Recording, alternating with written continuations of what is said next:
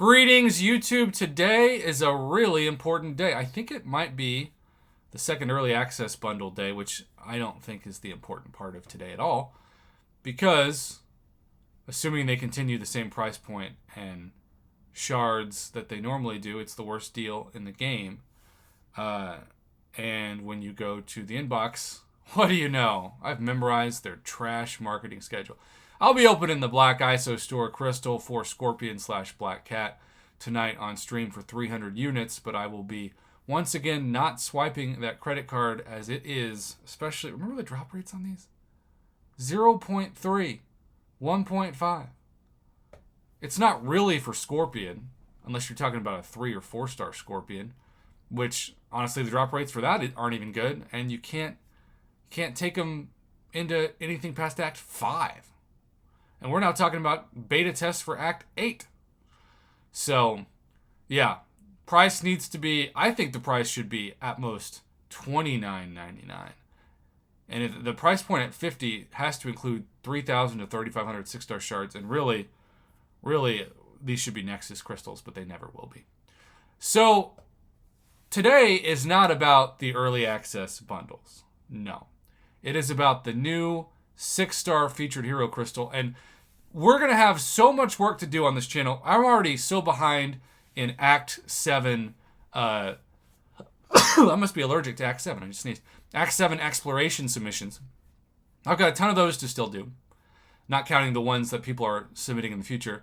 Now I've got new 6-star featured crystals, which a lot of you have been saving up shards for and will do submissions on. And then, if the calendar remains correct and we have spring cleaning hitting on Friday, I'll have those submissions.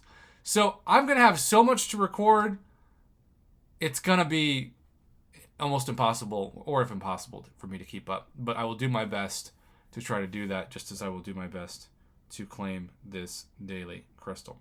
Okay, so let's talk about the new 6-star featured hero crystal. Give it a grade. Now, I like to simplify this into 3 categories. Game-changing champion, meh, and trash. And for something to be worth it, there needs to be at least 70% of the champions as game-changing champions. Now, I automatically put the new featured champions into that category because it's to be expected. Let's see everybody else. Okay. Captain America Sam Wilson is a featured champ. So is Toad, Sauron, Captain Britain, Kraven, and Misty Knight. Okay. 6-star Blade. Game changer, I still believe. And some of you have been asking, Prof, do you think Blade will be in this new feature? And I said, yes. He has followed the same cycle that the other champions have followed previously, especially Hyperion, right? Ghost Rider, etc. So, speaking of which, it's now April 19th, and those champions should be in the 6-star basic. Yay. Dr. Doom is in the featured crystal for the first time since he was in, I guess, his own featured crystal. I know that a lot of you watching this who are in-gamers already have Dr. Doom. But there are also a lot of people watching this who don't. He is still a top 5 best champion in the game, not just for prestige either. He's like the dream champion where he's amazing for prestige, but also he's just really good, and he's a good defender. He's one of the most perfect champions in the game ever. So Blade and Doom starting out as straight bangers. Next, Immortal Abomination. Holy cow, we are starting with 3 of the best champions in the game. Shout out to Kabam Broccoli for all the hard work he put in this game. I can't think of a better start to this after the given featured champions in this. Luke Cage is somebody that I put now in the middle tier. I want my Luke Cage awakened. I'd be very happy to awaken him.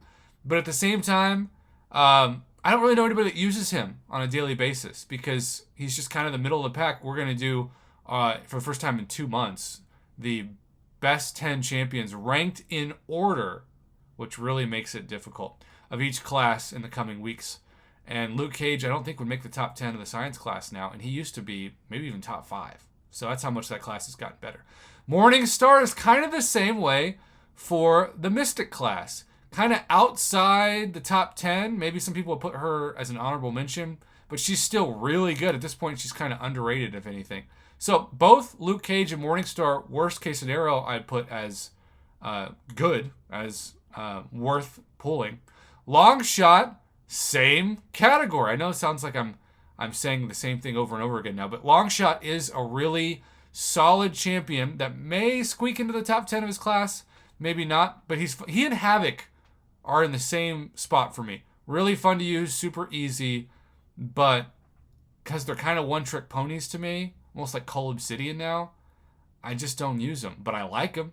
I get excited to use them. I just don't use them in normal content. And Cull Obsidian, I promise I didn't look at that. He's another one that, boy, he was so much better before the nerf.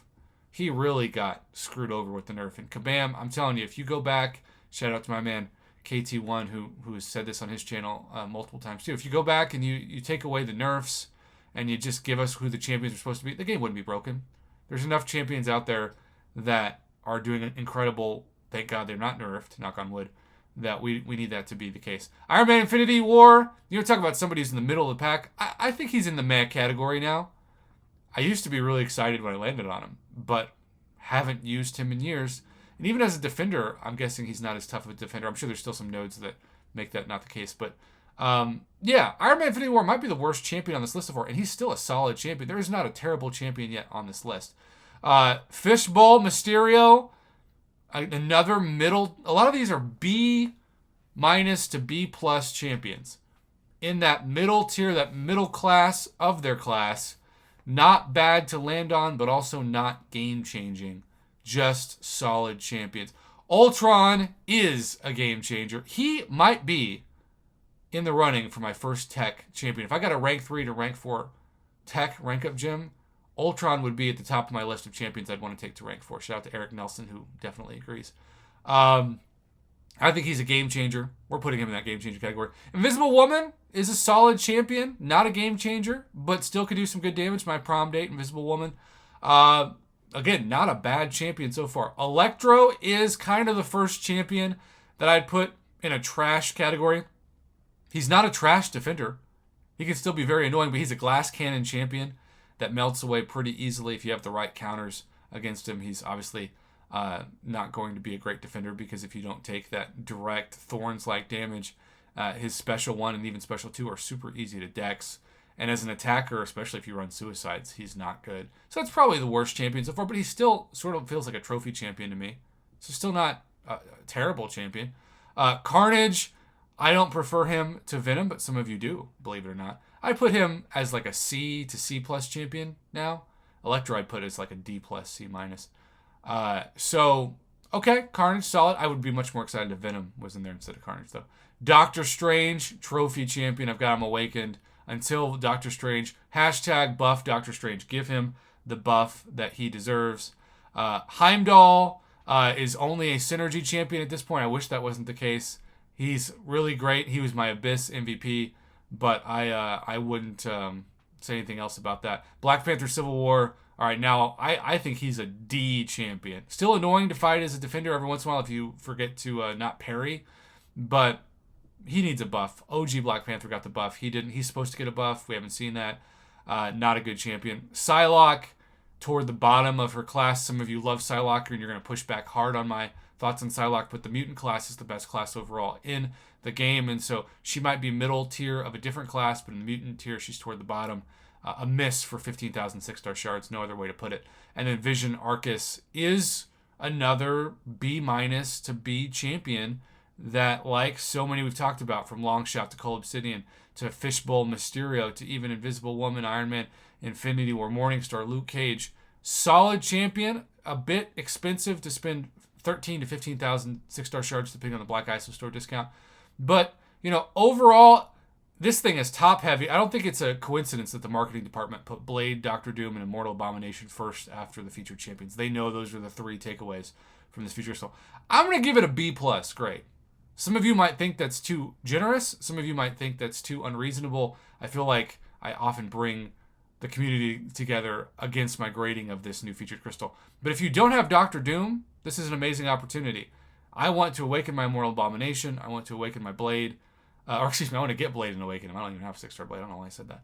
But yeah, that's my grade. B+. Let's end this video before it gets to 10 minutes. Thanks for watching. Have a good one.